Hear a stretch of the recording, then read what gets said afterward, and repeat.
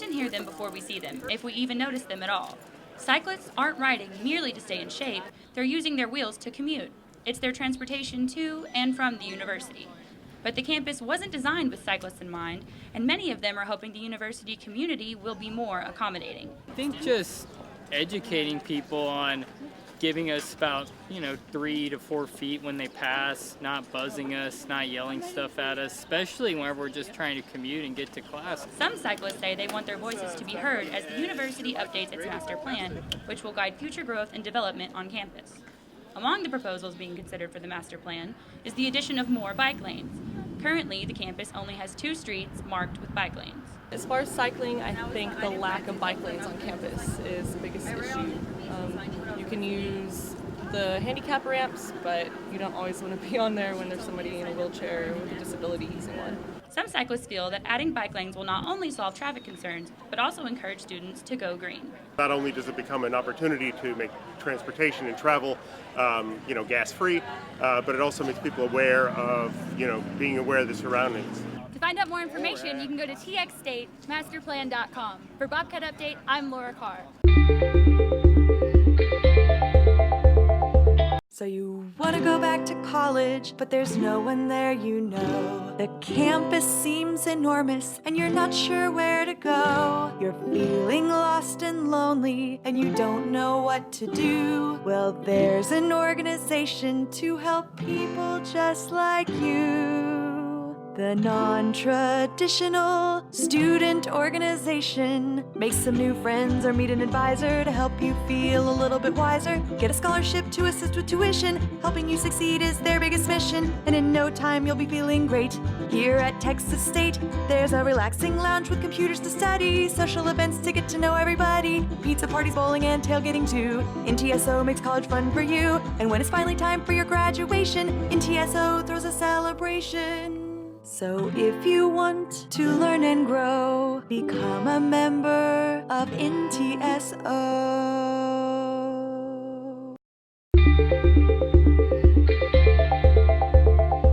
Many seniors are looking forward to graduation and for what comes after, the highly anticipated post-grad river jump. If you live here in San Marcos, the river's just part of your everyday life, I guess, and it's just, it just seems like the right thing to do.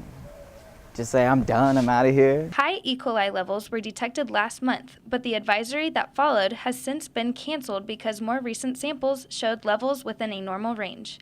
The scare may give some students second thoughts about taking the plunge after graduation.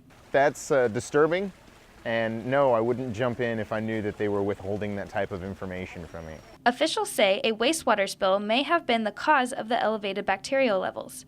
And though levels are now more normal, monitoring of the river continues. You cannot jump into the river. I've waited 4 years to do that, 4.5 years to do that. River samples will continue to be tested each month to ensure the safety of our rivers and our future graduates. For Bobcat Update, I'm Taylor Farrell.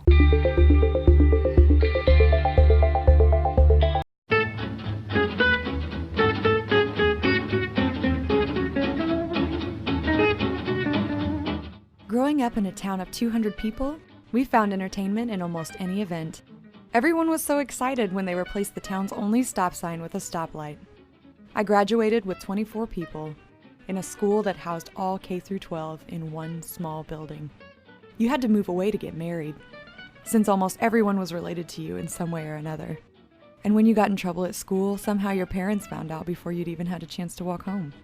I didn't realize what I was missing until we traveled to Austin to see my aunt. I was old enough for my cousins to show me around the city. Even though geographically, Austin isn't that far from the rural Bible Belt Midwest, it felt like another world. One night my aunt leaned over and said, if you ever want to think about moving here, you always have a place to stay. As soon as we returned home, I packed up everything I owned in a Chevy and drove 800 plus miles to Texas. I stopped to stay in Tulsa on the way. I started to have a panic attack when I saw the sign stating, "Beware of escaped convicts," pop up before the exit to my hotel. But I survived and made it to Austin safe and sound. This October, I will be keeping things weird for 4 years. While the small town where I grew up is a good place to be from, I finally feel like I'm home.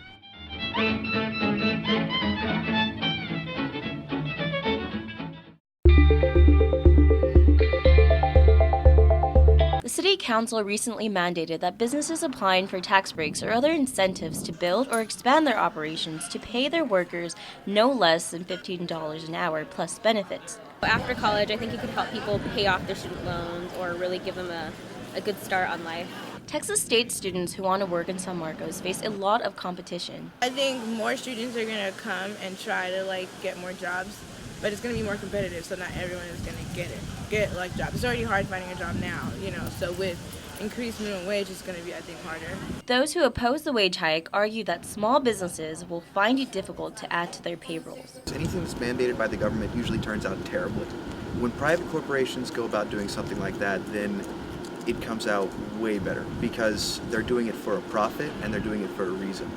Since 2009, the federal minimum wage has been $7.25. For Bobcat Update, I'm Bianca Gandaria.